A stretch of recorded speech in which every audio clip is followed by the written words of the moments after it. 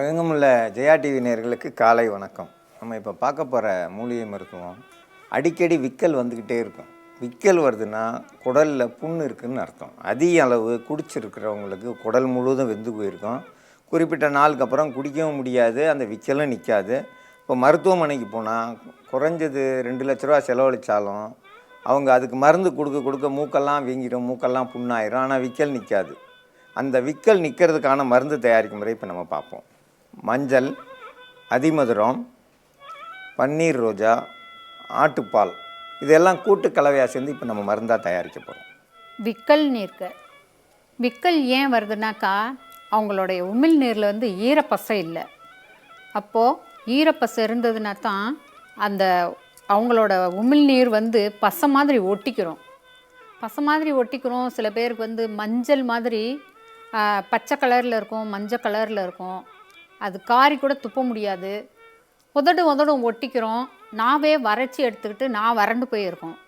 அவங்களுக்கு அடிக்கடி கொஞ்சம் கொஞ்சமாக ஒரு மூடியாகவும், ஒரு மூடினாக்கா ஒரு மடக்கு தண்ணியாகவும் கொஞ்சம் கொஞ்சமாக பக்கத்தில் அவங்க குடிச்சிக்கிட்டே இருக்கணும்.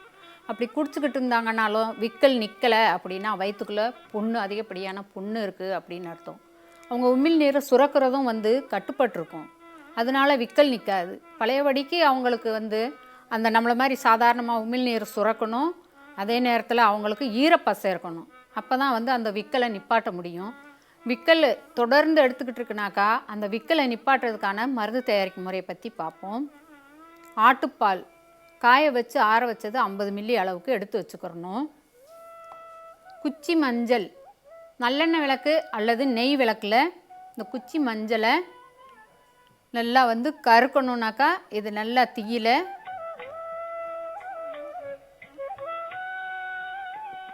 மஞ்சள் முழுக்க நெருப்பாயிரும்.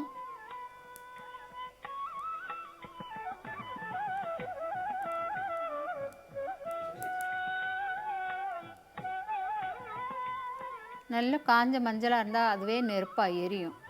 இப்படியேவும் ஃபுல்லாக கங்காக்கிடணும்.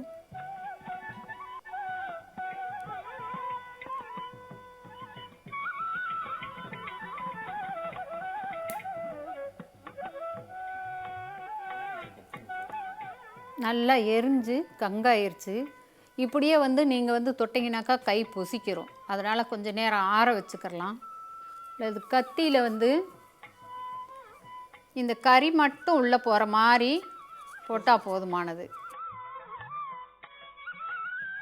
மஞ்சள் நல்லா வெந்துருச்சு. அந்த கங்கு ஆறின பிறகு அந்த கறி, மஞ்சளினுடைய கறி,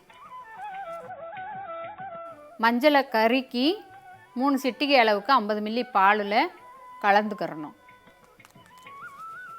அதிமதுரம் ஒரு 3 சிட்டிகை அளவுக்கு. இது அதிக இனிப்பு சுவை உள்ளது. அதனால் இதை தாராளமாக நீங்கள் கலக்கிட்டு வெதுவெதுண்டு அந்த சூடாக இருக்கிறப்பவே குடிச்சிடணும். மெதுவாகவும் சப்பி குடிக்கிறப்போ அவங்களுக்கு அந்த உமிழ்நீர் சுரக்க ஆரம்பிக்கும். விக்கல் மெதுவாக குறைஞ்சிரும். விக்கல் நிற்க வரைக்கும் இந்த மாதிரி ஒரு நாளைக்கு ஒரு வேளை தயார் பண்ணி குடிச்சிடணும். கூட உள்ளுக்க புண்ணு இருந்தாலும் ஆற்றக்கூடியது பன்னீர் ரோஜா, ஒரு ரோஜாவின் இதில் கூட சேர்த்துக்காங்க. மென்று சாப்பிட்றவங்களா இருந்தாக்கா இப்படியே பிச்சு போட்டுக்கலாம். இல்லாட்டினாக்கா கொஞ்சம் நறுங்களா நசுக்கி கூட சேர்த்துக்கலாம். ஒரு நாளைக்கு ஒரு வேளை இதை குடிச்சிட்டு அவங்களுக்கு விக்கல் நின்றும். விக்கல் நிற்கிறதுக்கு குடலில் இருக்கிற புண்களை ஆற்றுறதுக்கான மருந்து இதில் மஞ்சளை கருக்கியிருக்கோம். ஆட்டுப்பால் லேசாக வெதுன்னு சூடாக்கி அது மேலே மஞ்சள் கருக்கின தூளை ஒரு 3 சிட்டிக்கு போட்டிருக்கோம். அது கூட அதிமதுரம் சேர்த்துருக்கோம், பன்னீர் ரோஜா சேர்த்துருக்கோம். இது அப்படியே குடிச்சிட்டு வந்தோம்னா குடலில் இருக்கிற புண்கள் சீக்கிரமாக, இது குடித்த 10 நிமிஷத்துலேருந்து புண் ஆற ஆரம்பிச்சிடும். வாயில் இருக்கிற புண் வாயில் பட்டதுமே ஆற ஆரம்பிச்சிடும். அப்போ குடலில் கொஞ்சம் நேரமாகும்.